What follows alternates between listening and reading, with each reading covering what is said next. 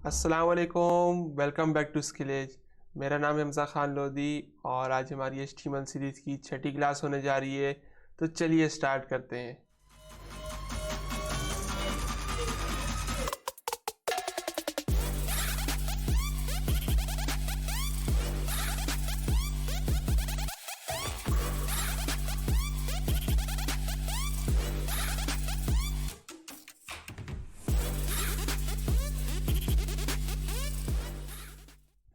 तो यहाँ पर हम अपनी कंप्यूटर स्क्रीन पे आ चुके हैं और इस वीडियो के अंदर हम लोग मार्की टैग पढ़ेंगे इन HTML5। तो यहाँ पर मैंने कुछ थ्योरी लिखी है, तो हम सबसे पहले इसको पढ़ लेते हैं कि एक्चुअल में मार्की टैग है क्या। तो दी मार्की टैग, हम यहाँ पर देख सकते हैं कि मार्की टैग थोड़ा इस तरह का दिखता है कि यहाँ पर ओपनिंग टैग होता है और ये क्लोजिंग टैग होता है। तो the marquee tag in HTML is used to create a scrolling or moving text or image effect। तो मार्की टैग जो है बेसिकली एक मूविंग और जो स्क्रॉलिंग एनिमेशन होती है उसके लिए होता है। इसके अंदर हम लोग टेक्स्ट रख सकते हैं और इमेजेस रख सकते हैं। तो जो इमेजेस हैं वो हमने अभी तक पढ़ी नहीं है कि हम लोग ब्राउज़र के अंदर इमेज किस तरह दिखा सकते हैं, HTML के अंदर हम लोग किस तरह इमेज को डिस्प्ले कराते हैं। तो जो अगली वीडियोस होंगी उसके अंदर हम लोग पढ़ेंगे कि इमेज किस तरह डिस्प्ले कराते हैं। तो अभी के लिए हम लोग सिर्फ टेक्स्ट को मूव करेंगे यहाँ पर मार्की टैग के अंदर। तो यहाँ पर मैंने आगे लिखा है, however it is considered an absolute and non standard tag in HTML5 and it not recommended for use. तो यहाँ पर ये मैंने आपको बता दूँ कि जो हमारा HTML4 था, ये मार्की टैग जो बेसिकली HTML4 का है। तो अब ये हमारे पास HTML5 है, तो HTML5 के अंदर मार्की टैग को हटा दिया है।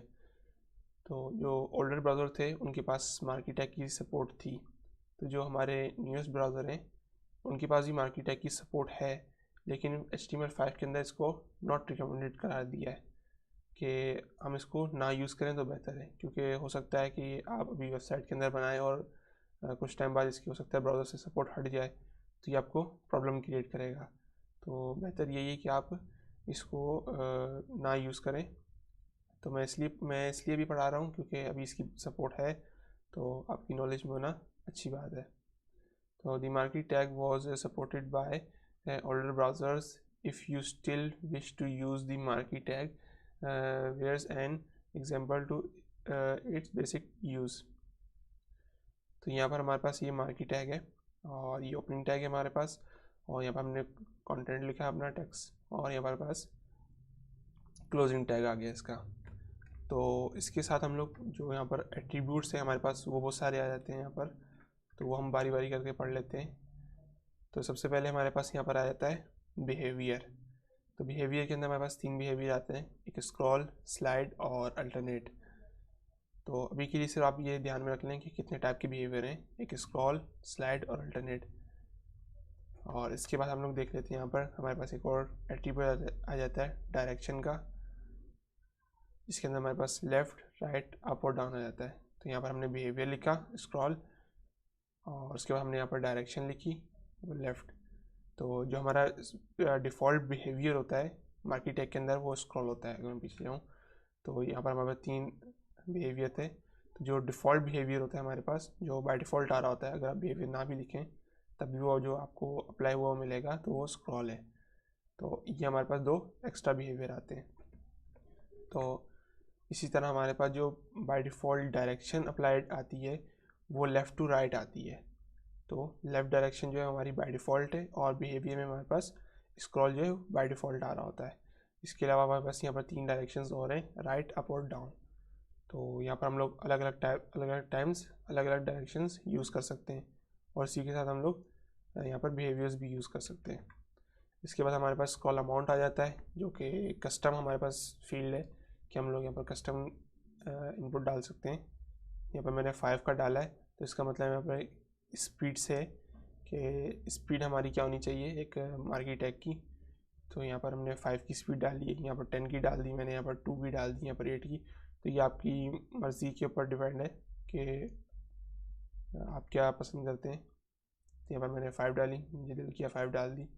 तो कितनी स्पीड से आपको जो टेक्स्ट जो यहाँ इमेज लगा रहे हैं तो वो आपकी कितनी स्पीड से मूव होनी चाहिए, तो ये इसको कंट्रोल कर रहा होता है। तो इसके बाद हम लोग आते हैं लूप पे।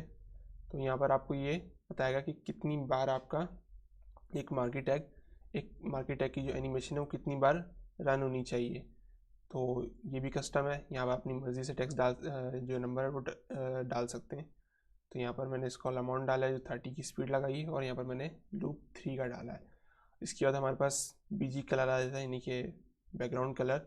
ये भी कस्टम है आपके पास कि यहाँ पर आप बीजी कलर लगा के पर्पल लगा सकते हैं, रेड लगा सकते हैं, येलो लगा सकते हैं, और इसके अलावा आप हेक्स कोड भी डाल सकते हैं। अब हेक्स कोड क्या होता है, जिन्होंने ग्राफिक डिज़ाइनिंग थोड़ी बहुत पढ़ी है उनको पता होगा हेक्स कोड क्या होता है। मैं बता भी दूंगा अभी प्रैक्टिकल में कि हेक्स कोड किस तरह यूज़ होता है। हैश के साथ जो हम लोग कलर्स लिखते हैं वो हेक्स कोड होता है, और इस तरह RGB भी होता है, और भी बहुत सारे होते हैं। तो वो आप पढ़ते रहेंगे तो आपको पता चल जाएगा। इसके अलावा हमारे पास हाइट आ जाती है। अब हाइट हमारे पास पिक्सल में भी आ जाती है, और यहाँ पर हमारे पास विड्थ आ जाती है। तो हाइट हम लोग कुछ इस तरह डिफाइन करते हैं, और विड्थ हमारे पास कुछ इस तरह वर्क करती है। विड्थ में हमारे पास 2 आ जाते हैं, परसेंटेज और पिक्सल का, जबकि हाइट में हमारे पास सिर्फ पिक्सल वर्क कर रहा होता है। तो यहाँ पर हमने हाइट डाली 50 पिक्सल की, और यहाँ पर हमने विड्थ डाल दी यहाँ पर 50% की। तो परसेंट किस हिसाब से होगा, परसेंट जो है वो आपकी ब्राउज़र की जो विड्थ होगी उस हिसाब से ले रहा होगा कि ब्राउज़र का कितना परसेंट। तो अगर मैं ब्राउज़र का 50% लिखूँगा तो ब्राउज़र का आधा, यानी कि तो 20% लिखूँगा तो 20% पे आ जाएगा वो। तो ये परसेंट जो हमारे इस तरह वर्क कर रहा होता है। और पिक्सल जो हमारी जो LCD होती है वो पिक्सल से बनी होती है। तो आपको पता होगा कि पिक्सल्स क्या होते हैं, जो हमारा बेसिक यूनिट होता है पिक्सल होता है। तो इसको हम प्रैक्टिकल कर लेते हैं। तो यहाँ पर मैं इसको अपने फोल्डर को जो मैंने प्रैक्टिकल जो एक्सरसाइज उसके लिए रखा हुआ है, तो मैं इसको VS कोड में ओपन कर लेता हूँ, और यहाँ पर मैं फाइल बना लेता हूँ क्लास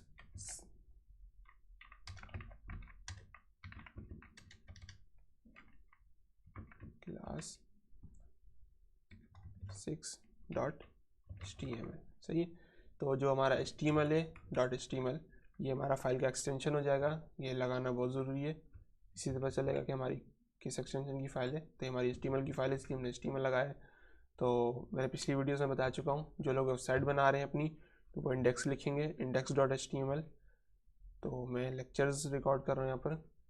तो यहाँ पर मेरा लेक्चर 6 है, तो इसलिए मैंने यहाँ पर 6 लिखा है, मैं कोई वेबसाइट नहीं बना रहा। तो मैं Ctrl+V दबा के यहाँ पर साइड बार क्लोज कर देता हूँ, और यहाँ पर बेसिक बॉयलरप्लेट लिख देता हूँ HTML की।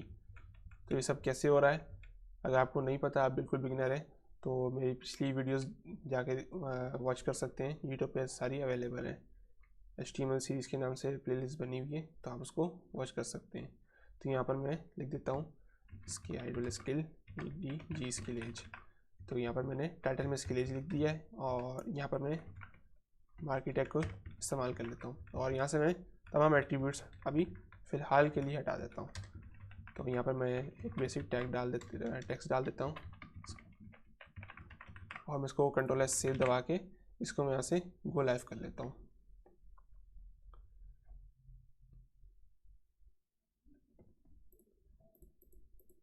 तो मैं यहाँ से इसको हटा के क्रोम में खोल लेता हूँ।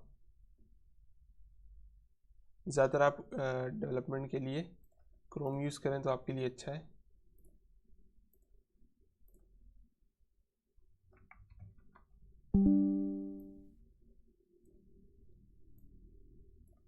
और मैं इसको साइड पर रख लेता हूँ ताकि देखने में आपको आसानी हो। और मैं यहाँ से इसको गो लाइव भी कर लेता हूँ। ये गो लाइव हो गया यहाँ से फिर इधर खुल गया। यहाँ से इसको हटा के मैं पेस्ट करूँगा क्रोम के अंदर, तो ये क्रोम के अंदर रन हो जाएगा। देखिए ये हमारा इस तरह वर्क कर रहा है कुछ। तो मैं Alt+Z दबाऊंगा तो ये हमारा टेक्स्ट जो है वो VS कोड का थोड़ा नीचे आ जाएगा। देखिए नीचे आ गया। Ctrl+S सेव दबाया, और यहाँ पर देखिए हमारा टेक्स्ट जो मूविंग एनिमेशन है वो कुछ इस तरह वर्क कर रही है। देखें यहाँ से टेक्स्ट गायब हो गया और यहाँ से वापस शुरू हो गया। तो ये बाय डिफ़ॉल्ट जो हमारे पास प्रॉपर्टीज़ हैं कुछ आ रही होती हैं कि बाय डिफ़ॉल्ट पहली प्रॉपर्टीज़ हमारे पास तो आ रही होती है स्क्रॉल की, कि ये स्क्रॉल पे चल रही है, जो हमारा बिहेवियर है वो स्क्रॉल है। और जो हमारे पास डायरेक्शन आ रही होती है वो राइट टू लेफ़्ट जा रही होती है। ठीक है, राइट से हो रहा है और लेफ़्ट की तरफ जा रहा है। मैं दोबारा रिफ्रेश करता हूँ। ठीक है, राइट से शुरू हुआ और लेफ़्ट पे जाएगा। तो मैं यहाँ पर पहले तो हमने सबसे पहले बिहेवियर पढ़ा, तो मैं आपको दिखा भी देता हूँ कि हमने सबसे पहले क्या पढ़ा। मैं इसको यहाँ पर रख लेता हूँ, इसको बड़ा कर लेता हूँ।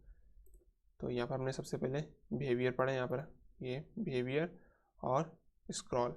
तो मैं यहाँ चला जाता हूँ और यहाँ पर मैं लिख देता हूँ बिहेवियर और इज इक्वल और SCRO स्क्रॉल। मैं कंट्रोल S सेव दबाया तो ये देखें इस पर बिल्कुल भी कोई भी फ़र्क नहीं पड़ा, क्योंकि ये बाय डिफ़ॉल्ट प्रॉपर्टी है हमारी। अगर इसको ना भी लगाएं तो कोई फ़र्क नहीं, और लगा लें तभी कोई फ़र्क नहीं पड़ेगा। इसके अलावा हमारे पास दो प्रॉपर्टीज़ और थी, यहाँ पर मैं दिखा देता हूँ आपको कि हमारे पास एक स्क्रॉल की थी जो बाय डिफ़ॉल्ट है, इसके बाद स्लाइड और अल्टरनेट की थी। तो मैं वापस यहाँ पर आ जाता हूँ, इसके बाद स्लाइड डाल देते हैं। और अब देखें स्लाइड में क्या फ़र्क आएगा हमारे पास कि ये राइट से स्टार्ट हुई है और लेफ़्ट पे जाके ये रुक गई है। अब ये दोबारा तभी स्टार्ट होगी जब हम अपने ब्राउज़र को रिफ़्रेश करेंगे। तो देखें दोबारा स्टार्ट हुई है, दोबारा जाके यहाँ पर रुक गई। तो स्क्रॉल और स्लाइड में से इतना ही फ़र्क है कि ये स्क्रॉल जो है वो चलती रहती है और स्लाइड एक बार जाके यहाँ रुक जाएगी। और अगर मैं यहाँ पर अल्टरनेट डालता हूँ, जो हमारी थर्ड प्रॉपर्टी है, अल्टरनेट डालता हूँ, तो अल्टरनेट क्या होगा, ये राइट से स्टार्ट हुई, लेफ़्ट की तरफ जाएगी और ये टकरा के वापस आ जाएगी। और यहाँ भी इसी तरह होगा कि यहाँ पर टकराएगी और वापस आ जाएगी। तो इसी तरह ही चलती रहेगी, इन्फिनिट लूप है ये चलता जाएगा जब तक हम इसके ऊपर कोई अमाउंट नहीं लगाएंगे, लूप नहीं लगाएंगे, ये चलता रहेगा। तो यहाँ पर हमारे पास 3 बिहेवियर हो गए यहाँ पर। इसके बाद हमने क्या पढ़ा, इसके बाद हमने देखा यहाँ पर डायरेक्शंस देखी हमने यहाँ पर। तो मैं यहाँ पर आ जाता हूँ, डायरेक्शन देख लेते हैं हम लोग यहाँ पर। और डायरेक्शन में हमारे पास क्या है, डायरेक्शन में हमारे पास सबसे पहले राइट है। देखिए ये राइट से, ये देखिए इस तरह चल रही है राइट पे हमारे पास। और अगर मैं लेफ़्ट लगाता हूँ, लेफ़्ट, देखिए ये राइट से लेफ़्ट की तरफ जाएगी। और अगर मैं यहाँ पर राइट लगाता हूँ, कंट्रोल से दबाया, तो ये लेफ़्ट से राइट की तरफ जाएगी। तो यहाँ पर हमने वो प्रॉपर्टी लिखनी है कि जिसकी तरफ हमने जाना है। तो यहाँ पर दोबारा रिफ्रेश करता हूँ, हमने यहाँ पर राइट लिखा है तो ये लेफ़्ट से राइट की तरफ जाएगी। ये देखें ये टकराई और ये वापस आ गई। और अगर हम यहाँ पर अप लिखते हैं तो ये देखें, अब यहाँ पर आप देख रहे होंगे स्टिल हो गई है। तो स्टिल क्यों हो गई कि यहाँ पर जो हमारी मार्केट टैग की जो विड्थ है और हाइट है वो कुछ भी नहीं है, इतनी है जितना हमारा टेक्स्ट है। तो जो हमने यहाँ पर बिहेवियर लगाया वो अल्टरनेट लगाया। अल्टरनेट हमारा किस तरह वर्क कर रहा था कि जाके टकरा रहा था और वापस आ रहा था। तो यहाँ पर तो इतनी हाइट ही नहीं है कि यहाँ पर टकराए और वापस आए, तो हमें इसके लिए मार्केट टैग की जो हाइट है वो बढ़ानी पड़ेगी। तो लेकिन अगर मैं यहाँ से हमारी जो हमारे पास बिहेवियर है इसको मैं अगर डिफ़ॉल्ट बिहेवियर लगा देता हूँ जो कि स्क्रॉल है, स्क्रॉल, तो ये देखें ये बिल्कुल वर्क करने लग गई है। आप देख रहे होंगे कि यहाँ पर हमारे पास हाइट कितनी है, हमारे पास सिर्फ इतनी सी हाइट है यहाँ पर। ये देखें इसी में वर्क कर रहा है ये, क्योंकि स्क्रॉल जो है वो शुरू होता है जाता रहेगा, तो इसलिए ये। और अल्टरनेटिव हमारे पास टकरा के वापस आना था, उसमें हमारे पास जगह नहीं थी तो इसलिए वो रुक गया था। और अगर मैं स्लाइड लगाता हूँ, इस स्लाइड, तो देखिए एक बार आया और ये रुक गया, ये एक बार आया और रुक गया। अब मैं रिफ्रेश करूँगा तो ये आएगा और रुक जाएगा। तो स्लाइड में हमारे पास इस तरह चलेगा। तो जब अभी हम इसकी हाइट बढ़ाएंगे तो ये बिल्कुल ठीक तरीके से वर्क करने लग जाएगा। तो अभी हम आगे आ जाते हैं। हमने यहाँ पर हमने बिहेवियर देख लिया, डायरेक्शन देख ली। अब इसके बाद हमारे पास स्क्रॉल अमाउंट आ जाता है। तो स्क्रॉल अमाउंट देख लेते हैं हम लोग, स्क्रॉल अमाउंट किस तरह वर्क करेगा।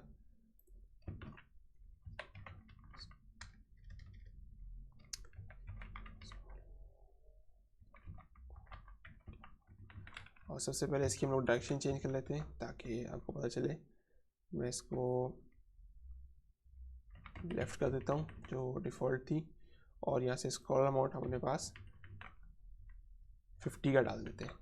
तो देखें स्पीड कितनी हो गई। अगर मैं यहाँ पर अल्टरनेट करता हूँ इसको, स्लाइड की जगह अल्टरनेट करता हूँ, और यहाँ पर देखें स्पीड हमारे पास कितनी ज़्यादा होगी। यहाँ पर कितनी स्पीड से स्क्रॉल कर रहा है। अगर मैं यहाँ पर स्क्रॉल अमाउंट कम करता हूँ, 10 डालता हूँ, देखिए कितना स्लो हो गया है ये। तो 5 डालता हूँ, देखिए और स्लो हो गया है ये। 1 डालता हूँ, देखिए बिल्कुल स्लो हो गया है। तो यहाँ पर डाल सकते हैं। अगर मैं 99 डालूँगा तो देखें कितना स्पीड में होकर चल रहा है ये। तो ये मार्की टैग जो है इसका बेसिकली जो यूज़ होता है, आपने देखा होगा कि जो हमारे पास न्यूज़ की साइट्स आती हैं जहाँ पर हम लोग न्यूज़ पढ़ रहे होते हैं, उसके ऊपर जो है टॉप पे हमारे पास मार्की टैग चल रहा था, जिसके अंदर हमारे पास कोई हेडिंग्स जा रही होती हैं या वेबसाइट का नेम आ रहा होता है या डेट हमारे पास स्क्रॉल में जा रही होती है, तो वो मार्की टैग पे चल रहा होता है। तो ऐसे कोई इसका इतना यूज़ नहीं होता है। तो हमारे पास स्क्रॉल अमाउंट आ गया, तो मैं वापस इसको यहाँ पर 50 डाल देता हूँ, यहाँ इसको मैं 20 डाल देता हूँ। देखिए हमारा चल रहा है। इसके बाद हमने क्या पढ़ा, स्क्रॉल अमाउंट हो गया हमारा। इसके बाद हम लिख देते हैं लूप।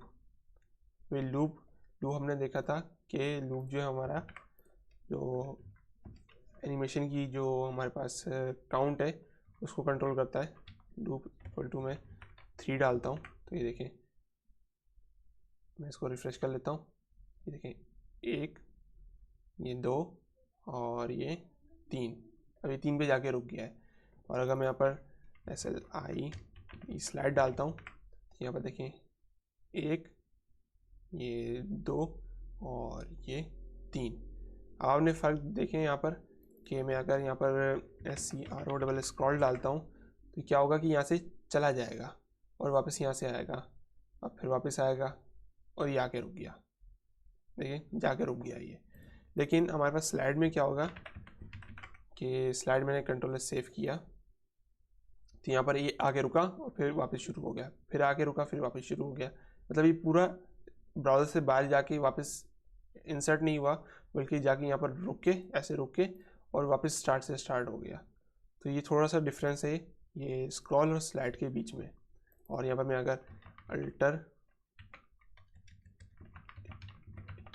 अल्टरनेट लगाऊंगा तो वो आप देख ही सकते हैं किस तरह चल रहा है कि 1, 2 और ये 3 पे जाके रुक गया। तो इसको आप 1 भी लगा सकते हैं कि एक बार चले और रुक जाए, तो एक बार चला और रुक गया। तो ये आपकी मर्ज़ी है कि आप कितनी यहाँ पर लगाना चाहते हैं। इसके बाद हमारे पास यहाँ पर आता है BG कलर। अब आपको यहाँ पर पता चलेगा कि ये किस तरह वर्क कर रहा है। अब जो हमारा मार्की टैग है इसकी जो हाइट और विड्थ है वो आपको यहाँ पर दिखेगी कि इसकी हाइट और विड्थ कितनी है। तो मैं यहाँ पर BGCOL और कलर लगाता हूँ और इसी को लगा के अगर मैं यहाँ पर रेड लगाता हूँ तो ये आपको यहाँ पर दिखेगी इसकी हाइट कितनी है। अब मैं अगर यहाँ पर इसकी जो डायरेक्शन है वो अप करता हूँ, ये मैंने अप कर दी। अब देखिए यहाँ पर अप करने पे और यहाँ पर मैं SCRO स्क्रॉल लगाता हूँ तो देखें, और यहाँ से मैं इसका लूप जो है वो हटा देता हूँ ताकि इन्फिनिट लूप पे लग जाए। और ये देखें, और मैं इसकी जो स्क्रॉल अमाउंट है इसको भी हटा देता हूँ ताकि डिफ़ॉल्ट अमाउंट पे चलता रहे। तो देखें कि हमारे इस टैग के अंदर, मतलब हमारी जो टैग की जो विड्थ और हाइट है वो इस तरह की है। हमारा विड्थ जो है वो फुल स्क्रीन पे जा रही है और जो हाइट है वो इतनी है हमारे पास। तो आपको ये जो है वो दिख गया यहाँ पर कि इसकी हाइट और विड्थ कितनी है। तो मैं यहाँ पर कलर इसका चेंज कर लेता हूँ, पर्पल कर लेता हूँ, सही, या कोई सा कलर लिख लेते हैं जिसमें टेक्स्ट विजिबल हो, ब्लैक कर लेते हैं या नहीं,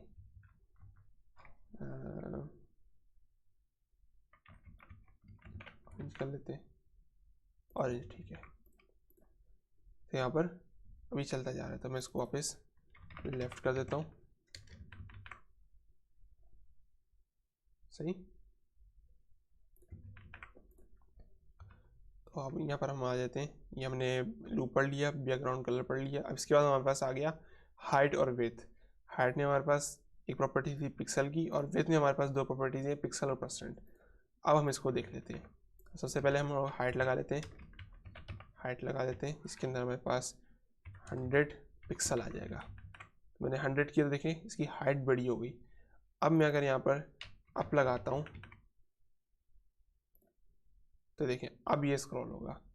अब मैं अगर यहाँ पर अल्टरनेट लगाता हूँ तो देखें ये बिल्कुल परफेक्टली वर्क करेगा। क्यों? क्योंकि अब इसके बाद जगह आ गई। पहले हमारे पास हाइट नहीं थी, अगर मैं यहाँ से हाइट हटा देता हूँ तो ये देखें अब ये रुक गया। मैं कंट्रोल Z किया, सेव किया, तो ये देखें हाइट बढ़ गई, 100 पिक्सल की हाइट हो गई। तो ये देखें परफेक्टली वर्क कर रहा है, ये लग रहा है वापस आ रहा है। अब मैं यहाँ पर अगर लूप भी लगा देता हूँ, LOOP लूप इक्वल टू 3 का लगा देता हूँ। स्क्रॉल अमाउंट जो है, scroll amount is equal to जो हमारे पास 50 है वो लगा देता हूँ, SC सॉरी स्पेलिंग मिस्टेक। तो देखें मैं रिलोड करता हूँ और ये देखें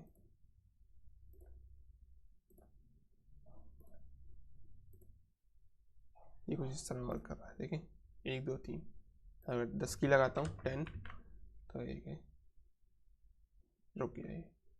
तो यहाँ पर हमारे पास बिल्कुल परफेक्टली वर्क कर रहा है। क्यों? क्योंकि यहाँ पर इसके पास अभी हाइट है। और अगर मैं यहाँ से हाइट हटा देता हूँ, सिर्फ यहाँ से हाइट 0 कर देता हूँ इसकी मिसाल के तौर पर, हाइट 0, तो देखें ये तो पहले तो डिस्प्ले हो गया, क्योंकि 0 पिक्सल में कोई पिक्सल ही नहीं है तो डिस्प्ले नहीं होगा। अगर मैं 10 करता हूँ तो 10 पे देखें इतनी हाइट है इसकी। तो अगर मैं यहाँ से हाइट हटा देता हूँ अपनी, तो देखें वर्क नहीं करेगा, बिल्कुल भी वर्क नहीं करेगा। तो मुझे हाइट लगानी लाजमी है। 100 पिक्सल, पिक्सल नहीं भी लिखेंगे तो ये पिक्सल में ही चलेगा। पिक्सल लिखें ना लिखें पिक्सल में चलेगा। अच्छा ये कि आप पिक्सल लिखें ताकि आपकी एक जो है वो आदत बन जाए। तो मैं अपने जो कोड है इसको थोड़ा क्लीन कर लेता हूँ ताकि थोड़ा अच्छा दिखे, तो टेक्स्ट नीचे ले आया। तो यहाँ पर इस तरह हो गया। इसके बाद हम लोग विड्थ देख लेते हैं। विड्थ हमारे पास 100 पिक्सल लगा दी हमने। यहाँ पर देखिए 100 पिक्सल की आ गई। तो पिक्सल तो आपने देख लिया, तो मैं परसेंट लगा देता हूँ ताकि परसेंट देख लें आप। 100% पे फुल आ गया। अब यहाँ पर देखेंगे आपको स्पेस दिख रही है, ये स्पेस हम CSS में देखेंगे कि क्या होती है। अभी के लिए बता देता हूँ, ये जो हमारी बॉडी टैग है, ये जो बॉडी टैग है इसकी पैडिंग है। तो पैडिंग क्या होती है हम CSS में देखेंगे। अभी के लिए आप देख लें, अभी के लिए आप इतना समझ लें कि आपकी जो ब्राउज़र की जो विड्थ है वो इतनी 100% तक है। तो मैं यहाँ पर इसको 50 करता हूँ, 50 कर देता हूँ, तो ये हाफ पे आ गया। मैं इसको फुल भी कर देता हूँ, ये देखें इसको जैसे ही फुल करूँगा देखें ये बढ़ता जा रहा है विड्थ इसकी। मैं इसको कंप्लीट ले जाता हूँ, तो छोटा कर लेता हूँ, तो देखें इसकी विड्थ बढ़ती जाएगी। जैसे जैसे ब्राउज़र की जो कैनवास है बड़ा होता जाएगा वैसे वैसे इसकी विड्थ बढ़ती जाएगी। अब मैं इसको छोटा करता हूँ तो देखें 50%, अब ये परसेंट पे ही चलेगा। ये ब्राउज़र के हिसाब से चलेगा, ना कि आपकी कंप्यूटर स्क्रीन के हिसाब से। सही।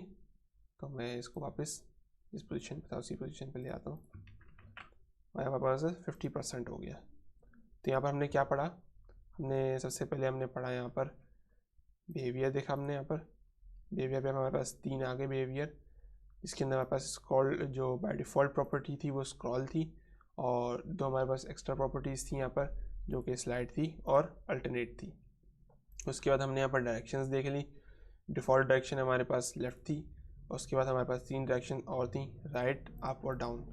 सही है। और इसके बाद हमने स्क्रॉल अमाउंट पढ़ लिया जो कि कस्टम ऑफ वैल्यू यहाँ पर डाल सकते हैं, जो भी आपने नंबर डालना है कस्टम। इससे क्या हो रहा था कि हमारी जो स्पीड थी स्क्रॉल होने की, एनिमेट होने की, वो इंक्रीज़ या डिक्रीज़ हो रही थी।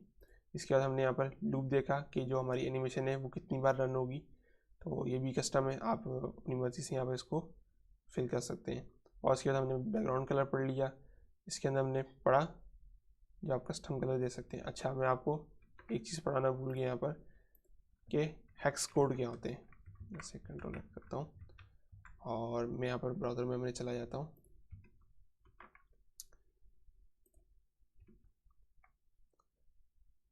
ये रहा हमारा बीजी कलर। और यहाँ पर अगर मैं लिखता हूँ, फ्रेश करता हूँ, मैंने कोई मिस्टेक की यहाँ पर,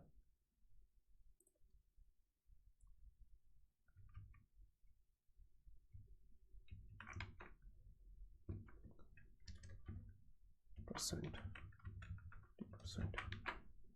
किया, ठीक हो गया।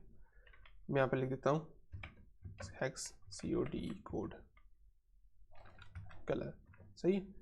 तो यहाँ पर हमारे पास जो पहली वेबसाइट आ रही है, मैं इसको क्लिक कर लेता हूँ और ये देखिए यहाँ पर आपको कुछ वो टैब्स मिलेगी। अब देखेंगे हैश लगा हुआ है, तो ये हमारा हेक्स कलर है। ये देखें, आपको यहाँ पर भी दिख रहा है, ये लिखा हुआ है हेक्स। तो हेक्स आप कैसे पहचानेंगे? पहली बात तो यहाँ पर आपके पास जो अल्फ़ाबेट्स हैं और नंबर्स हैं वो दोनों इंक्लूड्स होंगे। यहाँ पर दोनों को मिला के यहाँ पर कलर बन रहा होगा। हो सकता है किसी में सिर्फ नंबर्स हों, किसी में सिर्फ अल्फ़ाबेट्स हों। तो यहाँ पर आपके पास हैश लाजमी लगा होगा, आपके जो हेक्स कोड होगा उसके अंदर हैश लाजमी होगा। तो एक तो हैश होना लाजमी है यहाँ पर, तो आपको यहाँ से पता चल जाएगा। और ये वर्क किस तरह करता है, ये बिल्कुल 2 नंबर्स के उस पर वर्क करता है। मैं आपको यहाँ पर करके भी दिखा देता हूँ कि यहाँ पर अगर मैं हैश लगाता हूँ और 00FF00 लिखता हूँ, तो अपने ब्राउज़र में आ जाते हैं हम लोग, तो देखिए ग्रीन हो गया, सही है। अगर मैं इसको 00 कर देता हूँ और अपने शुरू के जो है वो F फुल कर देता हूँ, यानी कि इसका FF का मतलब हो गया फुल, तो ये रेड हो गया। पहला रेड, ग्रीन और दूसरा जो हमारे पास ब्लू आ जाएगा। FF फुल कर दिया मैंने इसको, तो यहाँ पर हमारे पास ब्लू नहीं आया क्योंकि हमने इसको 00 नहीं किया। तो यहाँ पर हमने ब्लू इसको 0 किया, तो यहाँ हमारे पास ब्लू आ गया। तो इसी के साथ आप खेल के आप ये वो कलर्स बना सकते हैं। तो अगर आपको नहीं पढ़ना है ये, क्योंकि हमारा डेवलपमेंट का काम है, तो सीख ले तो अच्छी बात है, ना सीखे तो आपके पास इस तरह की टूल्स अवेलेबल हैं। यहाँ पर हम लोग कलर यहाँ पर क्रिएट करके यहाँ से इसको कॉपी कर सकते हैं। मैं यहाँ से मिसाल के तौर पर मैंने यहाँ से ये पर्पल सा शेड कॉपी किया, बना लिया, और यहाँ से मैं इसको कॉपी कर लेता हूँ। कॉपी करके मैं यहाँ जाके इसको पेस्ट करूँगा, पेस्ट किया, ब्राउज़र पे आ गया और ये देखिए हमारे पास अप्लाई हो गया यहाँ पर कलर। तो आप ये इसको अप्लाई कर सकते हैं इस तरह।